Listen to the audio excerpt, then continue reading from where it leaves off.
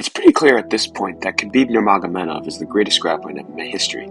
His top game and takedowns are both some of the greatest in MMA history, and while I do believe that there are some who surpass him in some aspects of grappling, Khabib has the best top game in chain wrestling in MMA history and is no slouch from the clinch either. And while his open space shots aren't great, they're not absolutely terrible either.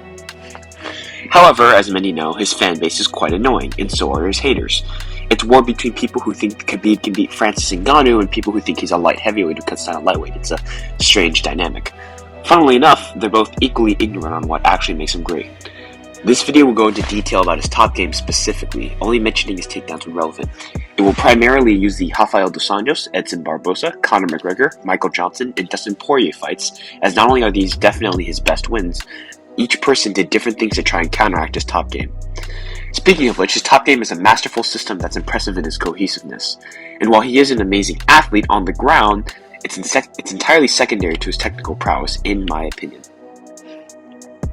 So to start, we need to look at where the fights generally take place, on the fence. Khabib is notoriously a kryptonite to the current MMA grappling meta, wall walking. Oftentimes, defensive grapplers use the fence to build their base. The downside is that the fence can often aid in takedown attempts and there's no space to sprawl or scramble. Khabib takes advantage of this by shooting near the fence, or if he does shoot in open space, he tries to take it to the fence the best he can. Once there, he has numerous stages of control. Khabib uses his control to set up his strikes, and he has built-in responses to your movements when you try and get up. However, they all start the same way, sat up against the fence. Khabib is extremely responsible with his leg position. He hooks your legs up and elevates them higher than your head, or as close as he can to get there. This makes it pretty much impossible to stand up, and you're trapped here. The fence bracing you up means that you're stuck between your legs being elevated and the fence making you unable to go to your back and trip out. Just look at the Edson fight. In addition to showcasing his love of leg positioning, this fight also showed Khabib's rather terrifying pass. Look here. Even if Edson is trying to hip escape, Khabib is constantly switching between half guard, 3/4 guard, and full mount. He's going back and forth, back and forth, back and forth. And additionally, his leg position elevating Edson's head means that originally Khabib was able to simply step over into mount. This fight is probably the most notorious of Khabib's performances. Speaking of notorious, Khabib also fought another man who attempted to stop his top game, Conor McGregor. Both McGregor and Edson have some pretty poor ground and pound defense, but you can see a stark contrast in the way that they dealt with Khabib's leg wrap. Edson did not know that he had to get a leg free. He pretty much just did it on accident when he was trying to build his base up. McGregor actively tried to get his leg free, and thus Khabib had to make some certain adjustments to what Conor did.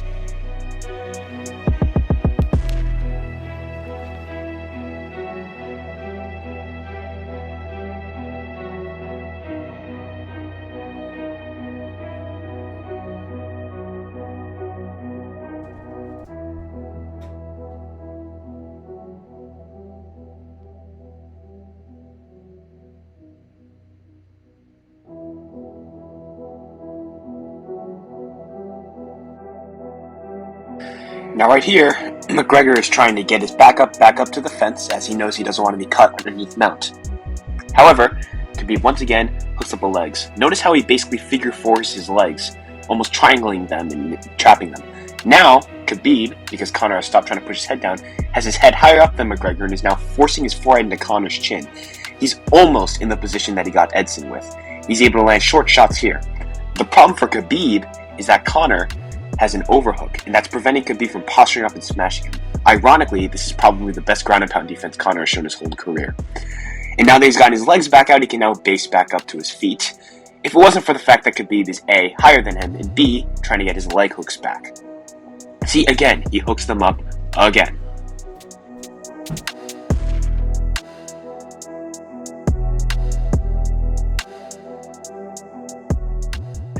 Take a look at the adjustment Khabib makes here. He refuses to let McGregor get his inside leg out by crossing both of McGregor's feet when he hooks them together.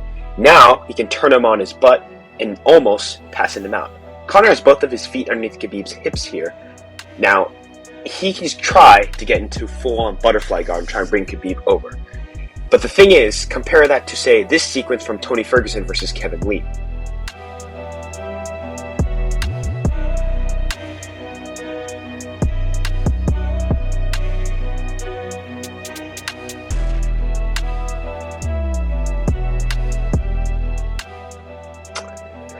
See how Tony has his left foot on the hip and he's working to get his right foot on the hip?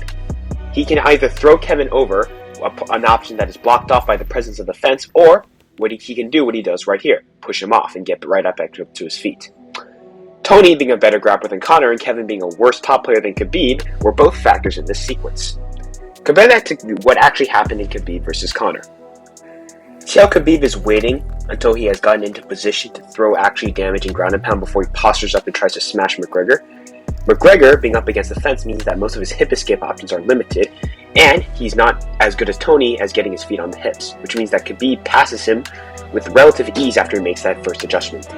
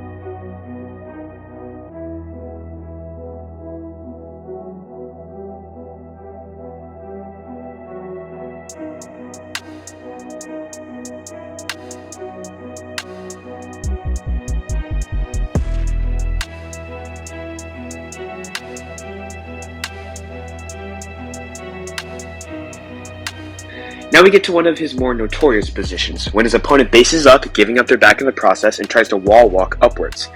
This will go to how Khabib flattens them out and his built-in responses to how they fight back. First, we'll look at Michael Johnson, who is probably the most terrifying example of when an opponent gives their back up to Khabib. And then, we will look at Dustin Poirier, who probably had the most success out of all of Khabib's opponents in getting up other than Rafael dos Anjos.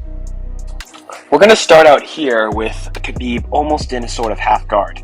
Like I mentioned before, he's almost cycling. Look at how he steps over into mount. Look at how he's constantly transitioning from position to position. His leg on the other side is preventing Johnson from truly basing up. Now, look at this right here. His left leg is hooked into Johnson's left leg, and his right knee is on the ground. Johnson is sat out on his rear end and is almost in a sit-out position. But he's not fully sat out, meaning he can't get up. And notice how insistent Khabib is on grabbing that 2-on-1, or as it's been called, the Dagestani handcuff. And when Johnson tries to fight the wrist with his left hand, Khabib slams his forehead into Johnson's shoulder, extending Johnson's arm and basically destroying that wrist control Johnson is trying to get. Basically, Khabib just keeps doing the same exact thing over and over and over. He has this beautiful system of control. See? Pulls the wrist in, dragging him down. Khabib's legs push Johnson forward, and with no base, because his wrist is gone, Khabib's able to drive him down. And when Johnson tries to go to his back and guard, Khabib proceeds to ground and pound him again.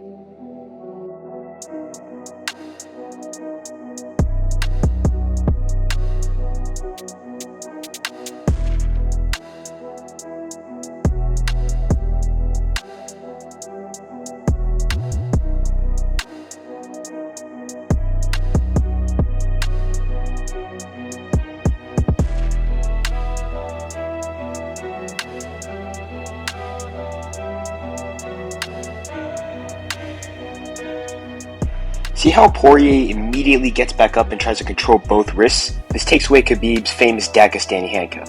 So what Khabib does is he gets both his hooks in almost a standard jiu-jitsu mount, and he tries to go for a rear naked choke in order to keep Poirier down. However, Poirier is controlling both wrists, and he knows what Khabib's trying to do. See? There it is, that 3/4 mount. Now, right here, soon there will be a position which I think is a great insight into how Khabib really grapples, right? Poirier defends the rear naked choke, and you see Khabib with both legs hooked.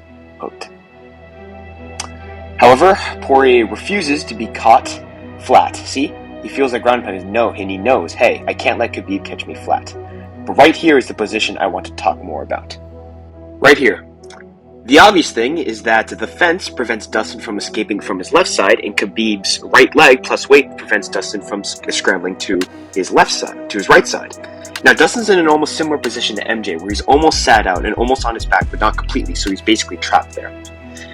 So you have the fence and you have the leg preventing Dustin from escaping. However, pay attention to Khabib's left knee and notice how it's underneath Dustin.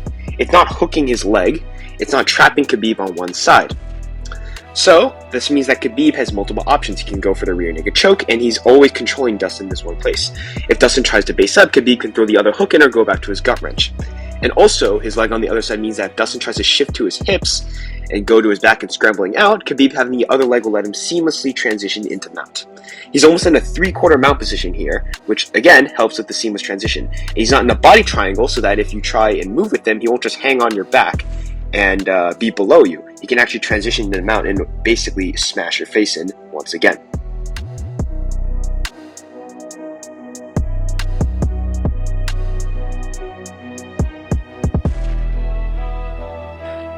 As you can see right here, Chiesa starts out in a similar position against Luque with half guard. When Luque gives up his back, Chiesa has to throw in the hook immediately. Chiesa has essentially what is known as a single leg ride in wrestling.